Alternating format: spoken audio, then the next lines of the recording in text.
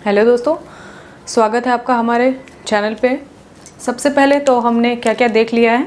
हमारा जैव विविधता हो गया है। अब हमने देखा था जैव विविधता कहाँ पर अत्यधिक पाई जाती है, तो अत्यधिक जैव विविधता वाले क्षेत्र हम देख रहे थे। उसमें हमने उष्णकटिबंधीय वर्षा वन पढ़ लिया था, प्रवाल भित्तियों को देख लिया था, ठीक है, और वेटलैंड्स को देख लिया था। वेटलैंड्स में जितने भी हमने रामसर समझौता को देखा था और जितनी भी इंडिया में रामसर समझौते की साइड से हमने उनको देखा था, ठीक है। इतना कंप्लीट हमने कर लिया था।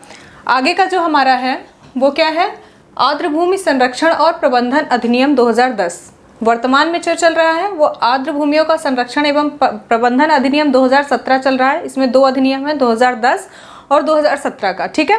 देख लेते हैं मेन फैक्ट्स क्या हैं, इसके अंदर किन किन चीज़ों को शामिल किया गया था। इससे क्या होगा, अगर एग्जाम में आपसे कोई क्वेश्चन पूछता है ऑब्जेक्टिव में तो आप उसे बना पाएंगे, ठीक है। तो इसलिए इसे समझने की कोशिश कीजिएगा।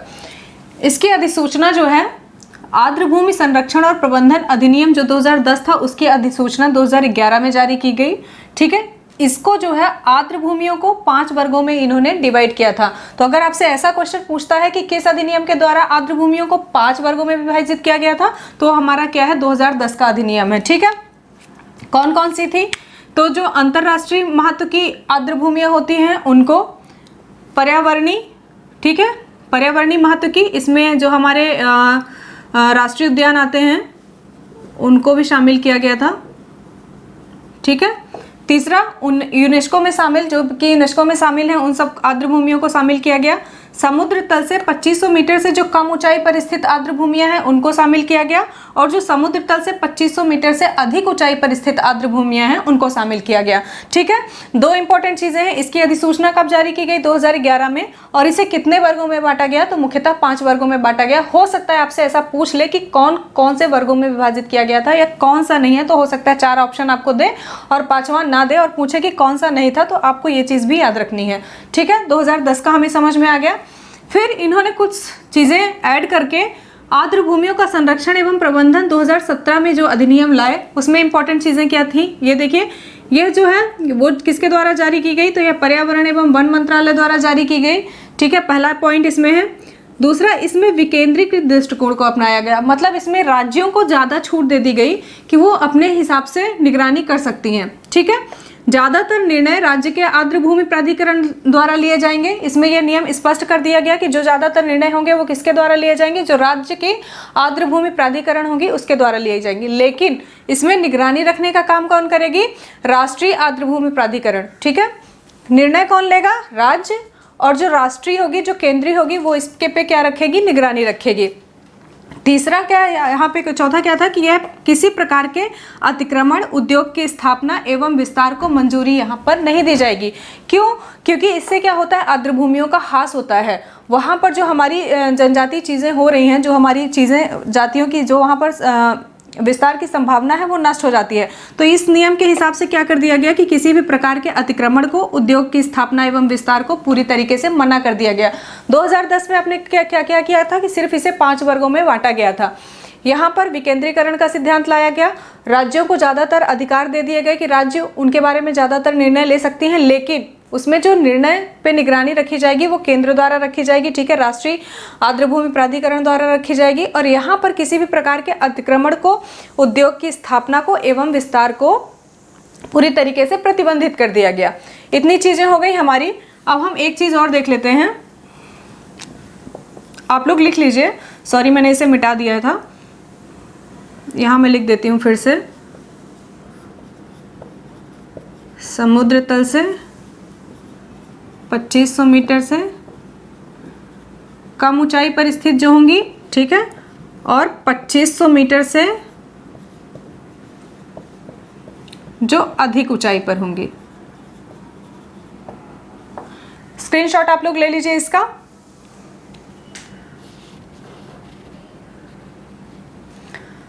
ठीक है, तो अब तो आप लोगों ने समझ लिया। इसमें 2 नियम दिए गए हैं, ठीक है। पहला है आर्द्र भूमि संरक्षण और प्रबंधन अधिनियम 2010 और 2017। दोनों की इंपॉर्टेंट चीजें आप याद रखिएगा, ऐसे ही फैक्ट के रूप में लिख लीजिए। अब हम एक और चीज देख लेते हैं यहाँ पर।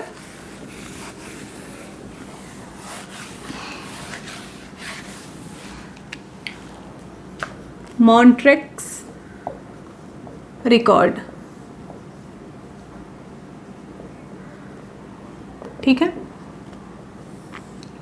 इस रिकॉर्ड में किसको रखा जाता है? तो मानवीय अतिक्रमण और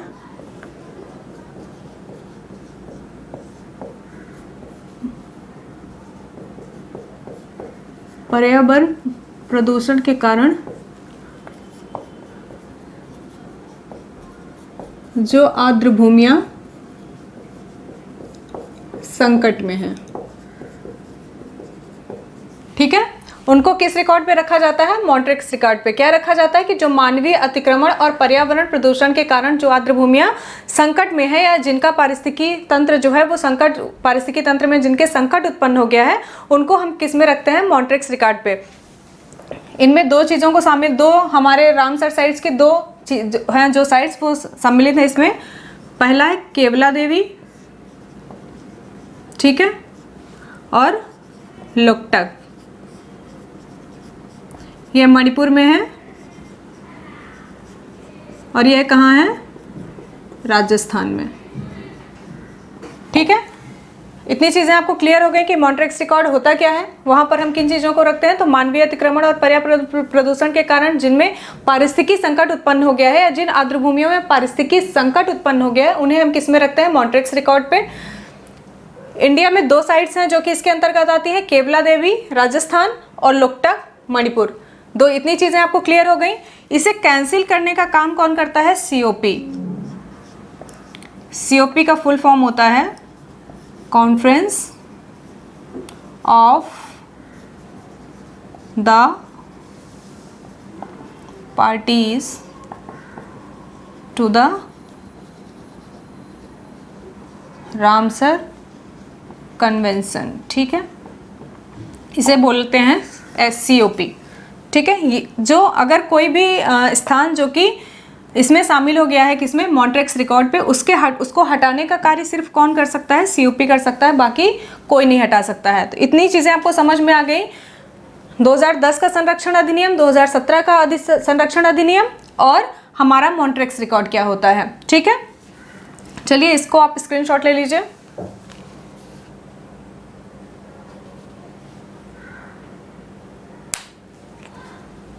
आगे हम कुछ चीज़ें और समझ लेते हैं। अभी तक हमने सिर्फ क्या क्या देखा कि कहाँ पर हमारा जैव विविधता सबसे ज़्यादा पाई जाती है। एक बार आप फिर से याद कर लीजिए, उष्णकटिबंधीय वर्षा वन, जहाँ पर वर्षा वन सर्वाधिक होती है वहाँ पर सबसे ज़्यादा पाया जाता है, ठीक है। दूसरा प्रवाल भित्तियाँ हो गई, तीसरा हमारी वेटलैंड्स हो गई, और वेटलैंड्स में हमने जितनी सारी चीज़ें देखी हैं वो आप एक बार अच्छे से रिवाइज कर लीजिएगा, ठीक है। अगला हम देखते हैं कि कहाँ पर न्यूनतम होता है।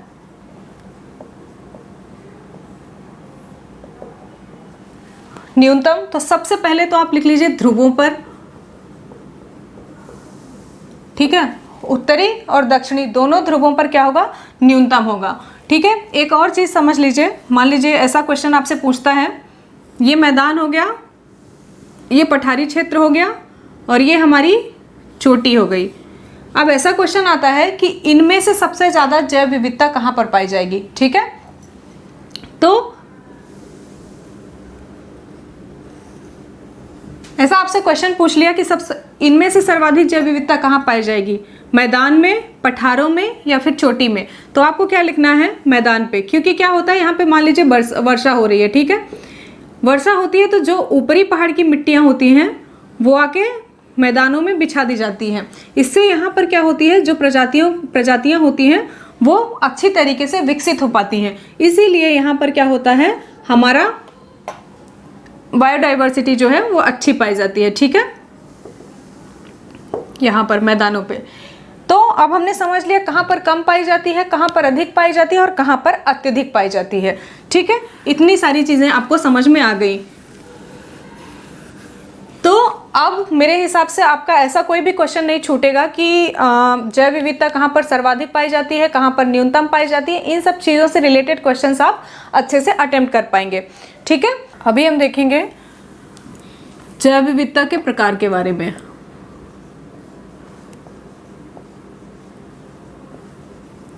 जैव विविधता के प्रकार के बारे में, ठीक है। मुख्यतः 3 प्रकार की है। आनुवांशिक, ठीक है, आनुवांशिकी विविधता, जिसे हम बोलते हैं जेनेटिक बायोडाइवर्सिटी, ठीक है। दूसरा हो गया जातीय विविधता, इसे स्पीसीज बायोडाइवर्सिटी बोलते हैं, ठीक है। और तीसरा हो गया समुदाय या पारिस्थितिकी, ठीक है। अब हम पहला देखेंगे, पहले को समझते हैं कि पहला क्या है और पहले से जितने भी फैक्ट्स हैं उनको कवर करते हैं, ठीक है। आनुवांशिकी जैव विविधता, या इसे ही बोला जाता है जेनेटिक बायोडाइवर्सिटी। देखिए, जब एक ही जाति के लोगों के बीच में जो भिन्नता पाई जाती है उसे हम किस में रखते हैं? आनुवांशिकी में। ये आप लोग जानते हैं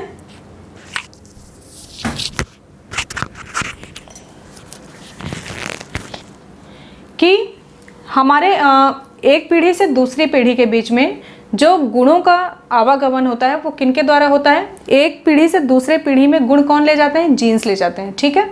गुणसूत्र या जीन्स के द्वारा वो जाता है एक पीढ़ी से दूसरे पीढ़ी में।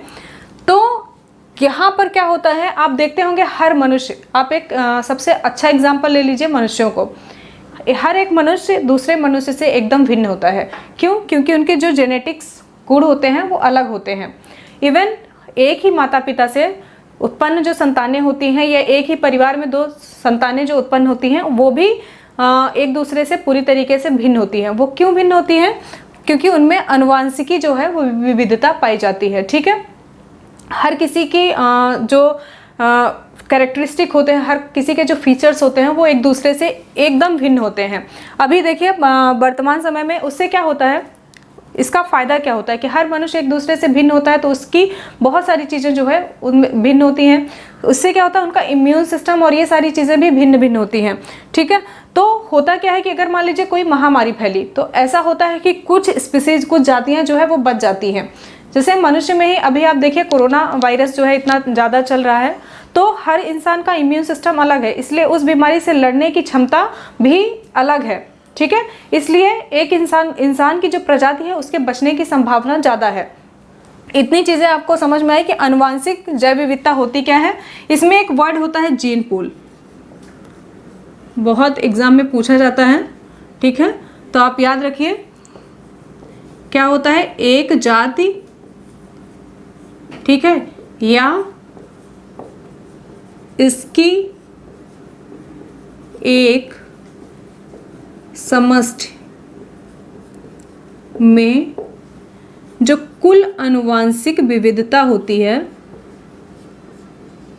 कुल आनुवांशिकी विविधता होती है, ठीक है, उसे हम क्या कहते हैं?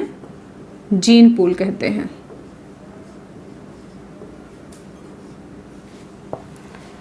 जीन पूल क्या है? एक जाति या इसकी एक समष्टि में कुल आनुवांशिकी विविधता जो होती है, जितनी भी आनुवांशिकी विविधता होती है उसे हम क्या कहते हैं? जीन पूल कहते हैं, ठीक है। आनुवांशिकी जेनेटिक बायोडाइवर्सिटी क्या होती है, इतना आपको समझ में आ गया। जीन पूल क्या होता है ये समझ में आ गया। एक चीज़ और आप ये लिख लीजिए कि जो पर्यावरणीय भिन्नता होती है,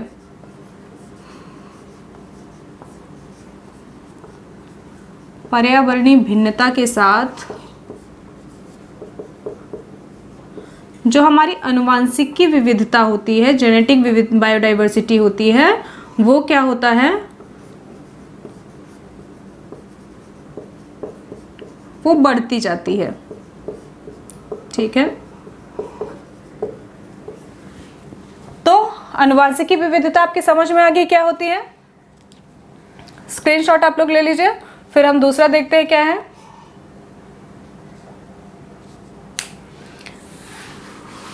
ठीक है, अब हम दूसरा देखेंगे। दूसरा को बोलते हैं हम क्या? जातीय विविधता या जातीय बायोडाइवर्सिटी, ठीक है, विविधता। इसको लिखिए पहले, इसकी डेफिनेशन। एक समुदाय में जो प्रजाति की भिन्नता पाई जाती है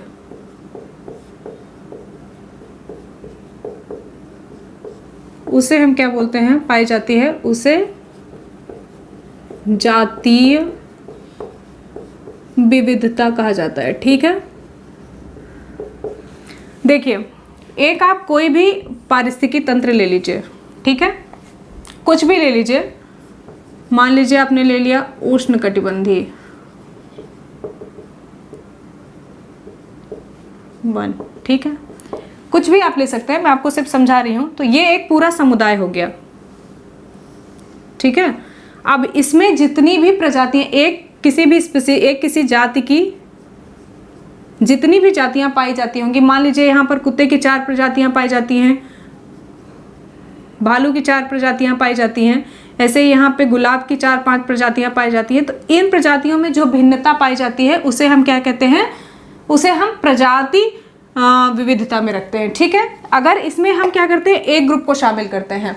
वहां पर हमने क्या किया था, जेनेटिक्स में हमने पूरी तरीके से जीन्स पे रिलेटेड देखा था। जाति भिन्नता में एक कोई ग्रुप है और उसमें जो प्राणियों की अलग अलग भिन्नता है, ठीक है, एक ही प्रजाति के जो प्राणियों में भिन्नता है उसे हम किस में रखते हैं, जाति विविधता में रखते हैं। इतना आपको समझ में आ गया। आगे हम जब देखेंगे समुदाय या पारिस्थितिकी में, तो इसमें हम सिर्फ एक ग्रुप ले रहे हैं। पारिस्थितिकी में हम क्या करते हैं, एक और ग्रुप ले लेते हैं।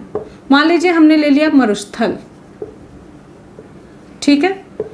अब देखिए जो जीव, ये हो गया उष्णकटिबंधीय, ठीक है, आप किसी को भी ले सकते हैं।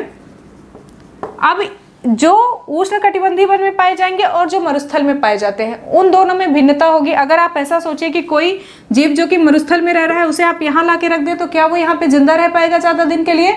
नहीं रह पाएगा। और या फिर यहाँ का कोई जीव उठा के आप यहाँ रख दें तो क्या वो जिंदा रह पाएगा? वो भी ज़्यादा दिनों तक जिंदा नहीं रह पाएगा। तो जो दो समुदायों के बीच, ठीक है, दो समुदाय के वनस्पति एवं जंतुओं के बीच में जो भिन्नता पाई जाती है उसे हम किस में रखते हैं, समुदाय या पारिस्थितिकी जैव विविधता में। और जब एक ही समुदाय के जो प्राणी होते हैं और जो वनस्पतियां होती हैं उन पर जो भिन्नता पाई जाती है उसे हम किस में रखते हैं, जाति विविधता में रखते हैं। दोनों चीजें आपको एकदम से क्लियर हो गई। जाति में हम सिर्फ एक समुदाय को रखते हैं और समुदाय या पारिस्थितिकी में हम दो समुदायों को देखते हैं, या दो पारितंत्र को लेते हैं, 2 इकोसिस्टम को हम वहां पे लेते हैं। ठीक है, इतनी चीज आपकी समझ में आई कि जाति क्या होती है, अनुवांशिक। अब जाति में क्या होता है, जाति विविधता में यहाँ का खाद्य जाल जो है वो सर्वाधिक बहुत ज्यादा मजबूत होता है, इसलिए यह सर्वाधिक स्थायी होती है। ठीक है, यह सर्वाधिक स्थायी पारितंत्र का निर्माण करती है।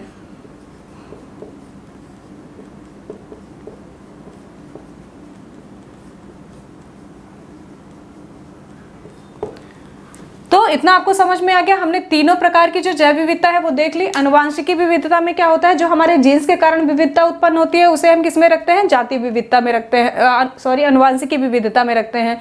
जब हम एक समुदाय के बीच में जो जातियों में भिन्नता पाई जाती है उसको देखते हैं तो हम किसमें रखते हैं, जाति विविधता में रखते हैं। और जब हम दो पारिस्थितिकी तंत्र या 2 समुदाय को लेते हैं और उनके प्राणियों या उनके वनस्पतियों के बीच में जो प्रजाति भिन्नता पाई जाती है, जो भिन्नता पाई जाती है, उनको देखते हैं तो हम उसे समुदाय या पारिस्थितिकी पारितंत्र जैव विविधता में रखते हैं। ठीक है, इसका जो हमारा पारितंत्र होता है जाति विविधता का, ये सर्वाधिक स्थायी पारितंत्र का जो है वो निर्माण करता है। तीनों चीजें आपको समझ में आ गई। ठीक है, अब हम आगे देखेंगे जैव विविधता का मापन किस तरीके से किया जाता है। अभी हम पढ़ेंगे जैव विविधता का मापन। ठीक है, इसे जैव विविधता का मानचित्रीकरण भी कहा जाता है।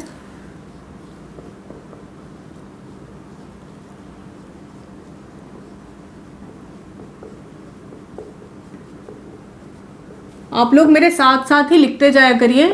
लिखने से क्या होगा, आपको चीज़ें याद होंगी। बाद में मैं आपको PDF दिलवा दूंगी, एक अरेंज नोट्स आपको मैं दिलवा दूंगी, ठीक है, लास्ट में, लेकिन वो सबसे लास्ट में मिलेगा आपको। तब तक आप लोग अपने रिवीजन के हिसाब से भी एक रफ नोट्स बनाते जाइए। ठीक है, देखिए सबसे पहले क्या हुआ था, ब्रिटिश 3 वैज्ञानिक थे, 3 लोग थे। ठीक है, इन्होंने वैज्ञानिक नहीं, सॉरी, पारिस्थितिकीविद थे, जिन्होंने जैव विविधता के मापन की विधि अपनाई थी। नाम क्या है उनका, पॉल इतना ज़रूरी नहीं है, लेकिन फिर भी आप लोग अपने नॉलेज के लिए लिख लीजिए। पॉल विलियम्स, डिक्वेन, ठीक है, डिक्वेन राइट और किस हम्फ्रिग्स। इन लोगों ने क्या किया था कि एक वर्ल्ड मैप बनाया था। वर्ल्ड मैप नाम का एक सॉफ्टवेयर बनाया था जिसमें इन्होंने जैव विविधता का मानचित्रीकरण किया था। ठीक है, जैव विविधता का मानचित्रीकरण किया था।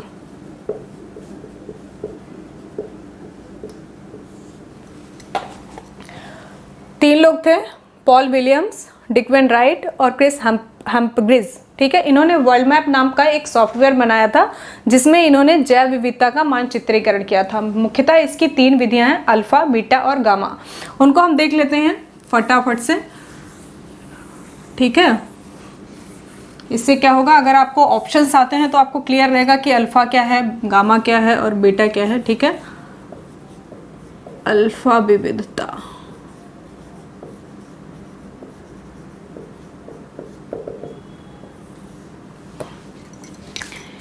इसमें क्या है पहले देख लेते हैं। किसी क्षेत्र विशेष में प्रजातियों की, किसी क्षेत्र विशेष में प्रजातियों की कुल संख्या, ध्यान रखना, प्रजातियों की कुल संख्या उस क्षेत्र की अल्फा विविधता को प्रदर्शित करती है। ठीक है, अल्फा विविधता को प्रदर्शित करती है।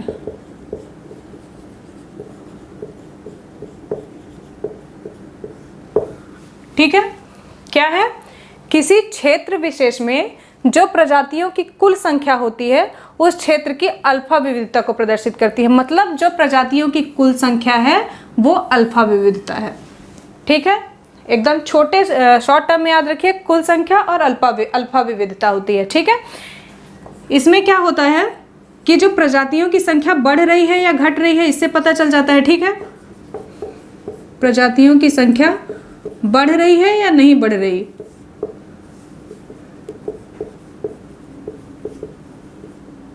या नहीं बढ़ रही है, इससे देखा जाता है। ठीक है, तीसरा देखिए, एक पारिस्थितिकी तंत्र में, मान लीजिए एक कोई पारिस्थितिकी तंत्र है, एक पारिस्थितिकी तंत्र में या एक किसी भी पारिस्थितिकी तंत्र के अंदर एक समुदाय की या एक प्रजाति की कुल संख्या,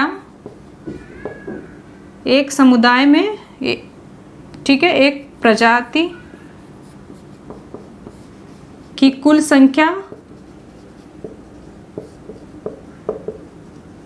ठीक है, प्रजातियों की आनुवांशिकी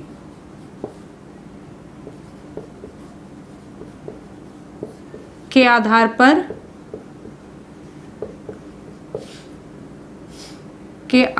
पर पाई जाने वाली समरूपता, ठीक है, का भी आकलन इसमें किया जाता है।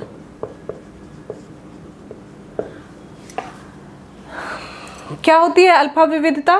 किसी क्षेत्र विशेष में प्रजातियों की कुल संख्या उस क्षेत्र की अल्फा विविधता को प्रदर्शित करती है। ठीक है, इसमें किसी पर्टिकुलर प्रजाति की संख्या बढ़ रही है या नहीं बढ़ रही है या घट रही है, ठीक है, इन सारी चीज़ों को भी देखा जाता है।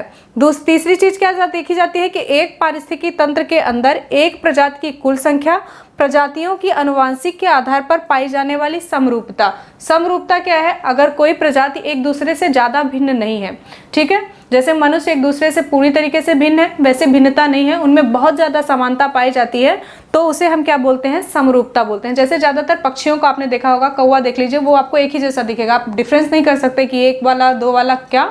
तो इस तरीके की जो चीज़ें होती हैं उन्हें हम समरूपता में रखते हैं, ठीक है। तो उसमें आनुवांशिकी के आधार पर पाई जाने वाली जो समरूपता होती है उसका आकलन भी हम किसके अंतर्गत करते हैं, अल्फा विविधता के अंतर्गत करते हैं, ठीक है। कितनी चीज़ें हम देख रहे हैं यहाँ पे, संख्या, प्रजाति बढ़ रही है या घट रही है, इन चीज़ों को देखते हैं। और एक प्रजाति की कुल संख्या को तो हम देख ही रहे हैं, साथ ही में प्रजाति में आनुवांशिक के आधार पर पाई जाने वाली जो समरूपता होती है उसका भी अध्ययन हम किसके अंतर्गत करते हैं, अल्फा विविधता के अंतर्गत करते हैं, ठीक है। अल्फा विविधता आपको समझ में आ गई क्या होती है। इससे रिलेटेड मेन चीज़ आप याद रखिए, संख्या और समरूपता, दो चीज़ों का देखा जाता है, ठीक है। आनुवांशिक के आधार पर समरूपता और प्रजातियों की संख्या, बस, उसके अलावा कुछ भी नहीं देखना है। अल्फा विविधता आपको समझ में आ गई। ऑप्शंस में आप दो ही चीज़ें ढूंढिएगा कि संख्या और समरूपता को तो नहीं दिखा रहा है, अगर इन चीज़ों को दिख रहा है तो किस में जाएगा, अल्फा विविधता में, ठीक है। स्क्रीनशॉट ले लीजिए, हम फिर आगे बढ़ते हैं।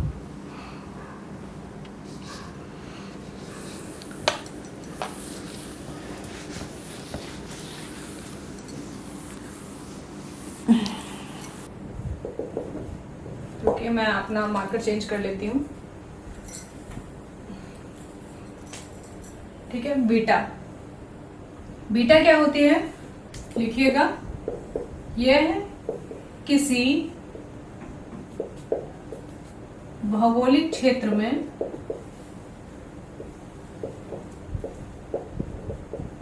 ठीक है प्रजातियों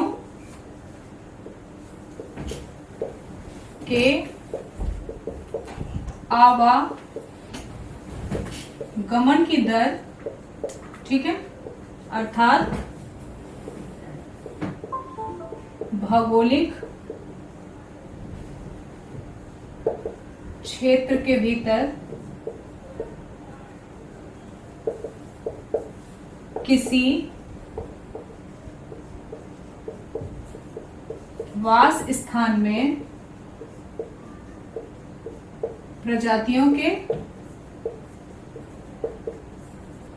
प्रवेश तथा निकास की दर को दर्शाती है, ठीक है। मतलब मान लीजिए यह कोई भौगोलिक क्षेत्र है, इसमें जो भी प्रजातियां आई और जो भी यहां से निष्कासित हुई, उनको जो देखने का काम करता है वह क्या करता है, किसके द्वारा किया जाता है, बीटा के द्वारा किया जाता है। अल्फा में हम क्या देखते थे, प्रजातियों की संख्या को देखते थे, ठीक है। और इसमें हम क्या देख रहे हैं कि एक पर्टिकुलर क्षेत्र में, एक भौगोलिक क्षेत्र में कितनी जातियां आई और कितनी गई, मतलब ये प्रजातियों के आवागमन पर पूरी तरीके से उसको देखता है, उसको निरूपित करता है, ठीक है। इसमें एक और पॉइंट लिख लिए कि यह जो है उपस्थित प्रजातियों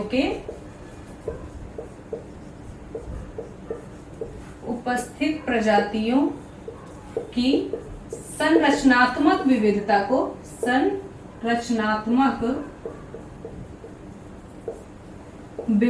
को प्रकट करता है, ठीक है।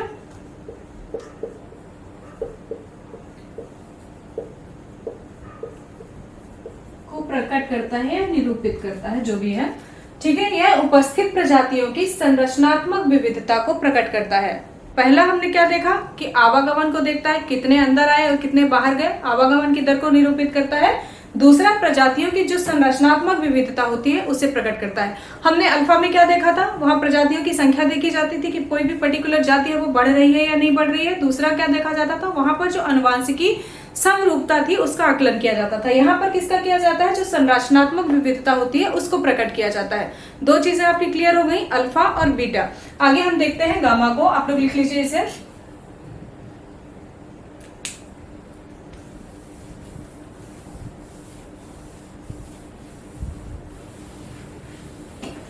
ठीक है, आगे हम देखेंगे गामा को। गामा विविधता,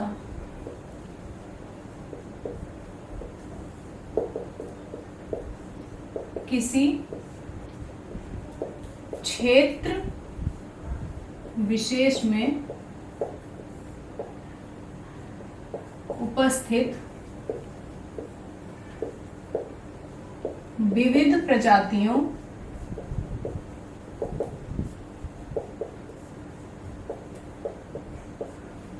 के अंतः संबंधों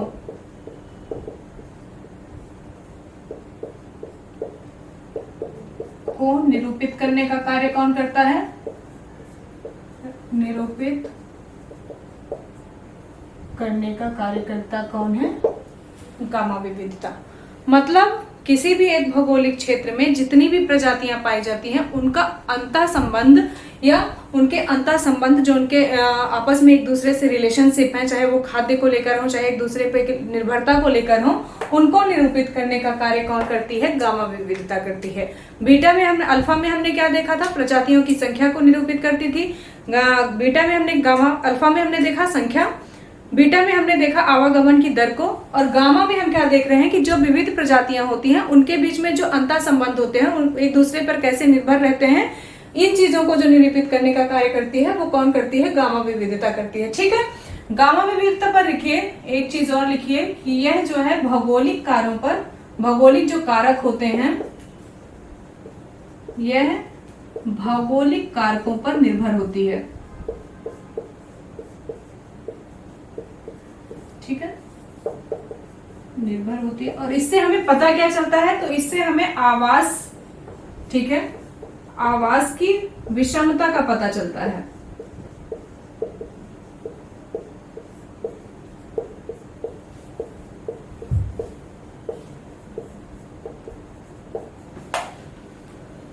तो गामा विविधता क्या होती है? जो एक क्षेत्र में पाई जाने वाली प्रजातियां होती हैं उनके अंतः संबंधों को दिखाती है, उनके अंतः संबंधों को निरूपित करने का कार्य कौन करती है? गामा विविधता।